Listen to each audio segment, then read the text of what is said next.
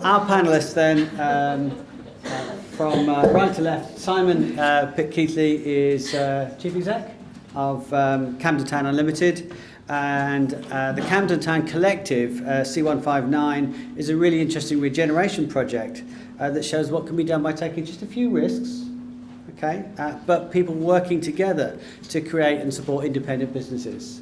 Louise from SE3, which is in London, Sydenham, Kirkwall and Forest Hill.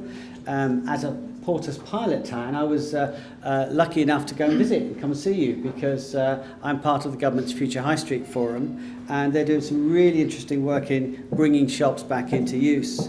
And finally on the left there, Joe Wynn-Carter, PopUp Ashford. PopUp Britain's been supporting Joe since they opened in 2013. They've welcomed a myriad of companies selling everything from bean bags to beauty products. So, the first question then, I guess, is can pop-ups save your local high street? And the answer to that is? No. Would you like to expand on that, Simon? No. Oh, go on, please. Yeah, glad. Yeah, of course they can. I mean, in Camden Town, we take a slightly different approach, I think, to some of the other people, in that we use them as a regeneration tool. We link them up with hubs, we provide coder training. It's all about bringing young entrepreneurs into the area and upskilling them in a variety of different ways.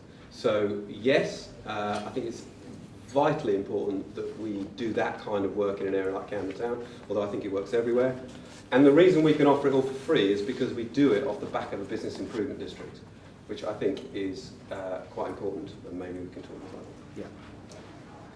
I don't know if you can hear me, it's a really awkward place to sit. So I just have to make do with me perched up here. Yeah, it's certainly helped in South East London. C3 is the Porter's Pilot town team for Sydenham, Kirkdale, Forest Hill in South East London, and we had 9 pop-up shops. 5 of them, the aim of the scheme was to firstly provide a platform for businesses wanting to trial their businesses on the high street, but also to stimulate long-term demand, so to actually then fill those shops in the long term. 5 of those have been filled by long-term businesses. Another 2 are in negotiation, and the other 2 weren't available to go on to long-term tenants. And it has brought, through the work that we did, we were able to bring much more diverse businesses to the high street. So as opposed to your usual mix of pound shops and various other things, we've now got a butcher's in Forest Hill. We've got a Melbourne-style wine bar, which is thriving in one particular high street that was pretty much dead.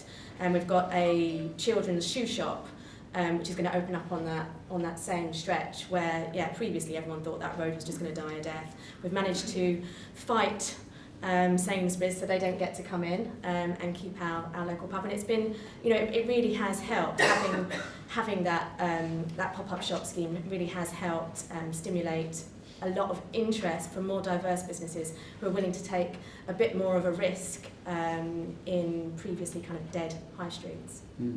Joe? Yes, I think my experience has been quite similar. I have opened PopUp Ashford last October, and I felt that we needed to have a sort of national profile, so went with PopUp Britain and worked very well with them. So far we've helped 20 businesses, and I'm very keen to say that I feel that it is obviously an incubation, and I'm obviously looking to regenerate the high street, and all the projects I'm working on are to make sure that we have more footfall into the town centre. So for me, it is about obviously the startup businesses coming in, but very much their story and how that's told and where they end up. It's very important. Thank you. Do you think the aim should be to go from pop-up to stay up? Is that a natural progression, do you think, or is there a different story? I don't think so. I think it's a great catchphrase, though. Pop up to stay up, absolutely. I don't know. I don't think. I think that it can be the way that it goes, but it shouldn't necessarily be. We had there were a few people that I think misinterpreted what we were trying to do locally, and so initially there was this kind of few months on going, well, it's all failed because nobody stayed, and you kind of go, well, that wasn't the aim. The aim is to stimulate long-term demand, to actually make it more interesting, make these units more attractive to long-term businesses. In the meantime, what it does is it provides an opportunity for those startups to actually get a bit of practical experience on the high street before they actually then take the plunge at a later stage. I mean, that's sort of how it was for us. Yes, I think for us, we've had some businesses started with 2 weeks. We've moved on the concept now, so they stay for 4 weeks, and we have had other businesses stay for 3 months and one business stay for 6 months within that pop-up. But we do have 4 or 5 businesses sharing the space at one time. Yeah. But I think for me, the most important thing to say is the collaboration that's come from this. And in the town centre, Yeah. what I'm seeing is these businesses collaborating with other small businesses. For example, one of our businesses, she's now making children's clothing for a local retailer, and working very well with them. And we have someone else that's now today actually got a meeting with Liberty in London. We've had all sorts of things. We've had lots of people, local businesses that have gone on and done different things. We haven't had, which is again, I think we've had the negativity because we haven't had somebody take a physical space, another shop. But the collaboration that's going on with all the creative people that we have, I think for me, the proof of the pudding, is in that really. And we've had 40 applications through for our next run, which is from September to December, which for me is very good. Fantastic. And I think the project has been, I'm measuring it from that. But obviously, for me as well, it's the mentoring of those businesses that have come in. So I spend a lot of time, ensuring that I'm aware of their story and how, where they're going with their business, and just making sure that I'm there for advice, really. So essentially, you crowdfund the rent, but just one comment from you, Simon, then I'll throw it open to the floor.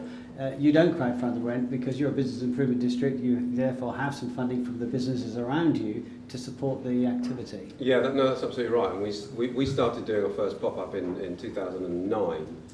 And one of the things we realised relatively quickly was we were doing the landlord a huge favour. By the way, I think the hardest part of pop-ups is getting your hands on the keys. Mm-hmm. I think running them is, you've got to pick well, frankly, but actually getting your hands on the keys is the hardest bit. And we found that we were doing the landlord a huge favour. The agents didn't really like us. And then the landlord would let it, because we'd made it look nice and we brought life to the area, they'd let it to a betting shop. Or they'd go back the way. So what we then went and did was take some of our business improvement district cash and got the mayor and the borough to match it. And we started taking on leases. So we pay rent, still offer them for free. You get 2 weeks free in a pop-up shop, unless you're in our market, which is different. And we then control who we assign the lease to. So less betting shops, more nice coffee shops. Which is a bit of a journey, but Which goes to show, there isn't, the ABC guide of this. As somebody said, everyone has to be tailored to its individual need. So, questions from the floor for the panel. Yes, one there, and then one at the front, please. It was actually more of a comment than a question. I'm Mr. Wynn from Midland Retail. I'm delighted to be working alongside Simon in Camden. We are founders of Urban Market Company and part owners of Camden Lot Market. Everything that has been said this morning, it resonates hugely with our approach in terms of the curation needed, a message to all landlords out there. If you think that you can sit behind a desk and do retail and let it go quiet for 5 years, afraid not, get involved. And everything that you said in terms of the mentoring that's needed, it's as much about having a cup of coffee on a February afternoon when nobody's gone into your shop, as much as helping things happen. So I just wanted to say, really sort of good to work with you. That's it. Okay. Nice to meet you. And lady at the front here, please. I just wanted to ask a quick question. That there's no denying, I think, that landlords, I work at New River Retail and the marketing team, there's no denying that landlords want to be involved in pop-ups and see the benefits. I think what's come across in the last panel is people are quite quick to demonise the large retailers. Is there a possibility of any sort of collaboration or working together with larger retailers? That's very interesting. Are there any other large retailers in the audience? None that will put their hand up. Okay, that's fine. I worked for a large high street retailer for many years, so I've seen both sides of things. So I think that's a really interesting question. Do they have a role to play? For me, certainly, yeah. I mean, we, as a business improvement district, the retailers are part of it, and they buy into it, and they sit on my board, and they buy into the whole ethos. Yeah. Literally. Yeah. No, so of course they do. And a high street has to be made up of all kinds of things. I mean, one of my complaints about Camden High Street, for those who know it, is nowhere I can buy a shirt. You know, there's a lot of other stuff, but so no, I think it's about a mixed economy that we're trying to achieve, and that doesn't mean, obviously doesn't mean a clone town, but equally it doesn't mean there isn't space for big retail. People are offering stuff that people want, and we also have to remember. Sorry, getting on a rant now. You also have to remember that the high street is changing faster and more dramatically than we are even remotely aware of. You know, the high street is about a place you go to do things now. Yeah. You buy so much more online. If it's not doing, as I said, someone said to me the other day, it's like hairdressers. You don't go and get your hair cut online. Actually, I do, but you know, those sorts of things that sometimes residents don't like tanning booths and nail bars and all that sorts of things. They're things you do in the high street. And so we've got to kind of come up with a formula that includes, and I pick up your point about aggregation. Yes. The more you bring stuff together, the more it starts to happen and get young people involved. So I think using the space above shops for hubs, which we do in Camden a great deal. Like I say, offering coder training, accelerating, and mentoring. Just to touch on the mentoring question that you raised earlier, I think that's absolutely right. Mentoring is brilliant, and it is about the cup of coffee, not, forgive me, council people in the room, I'm about to offend them now, but not those kind of structured workshops where people, you know, it's the 5 minutes when someone grabs you as you're leaving the room going, that again? Just quickly, you know? That's the most valuable mentoring. And I'd like to say actually that we found that the pop-up shops alone, in terms, I mean, what we really wanted to do is we wanted to bring the high streets back to life, and you know, diverse retail was one way of doing that. But we found that wasn't enough, so we actually had to support it all with a series of community engagement events. So we ran a fashion festival, we ran a street art festival, supper clubs, there was a local nightclub that was completely underused, and we ran a series of nights there. It had to be so much more than just the pop-up shops. It had to be, you know, sort of really trying to tap into what it was that got local people excited and out and engaging in the high street. The pop-up shops themselves weren't enough to really kind of make things thrive.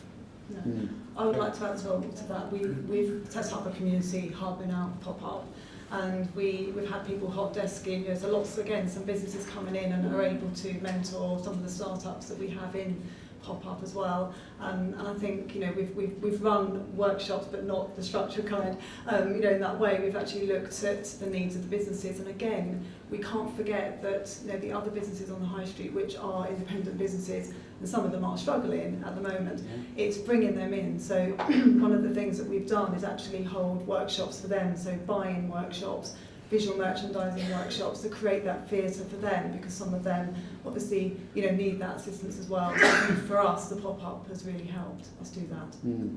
And I think you'll find, you're talking to your major multiples, they would be willing to give some mentoring time. There are some really experienced people out there.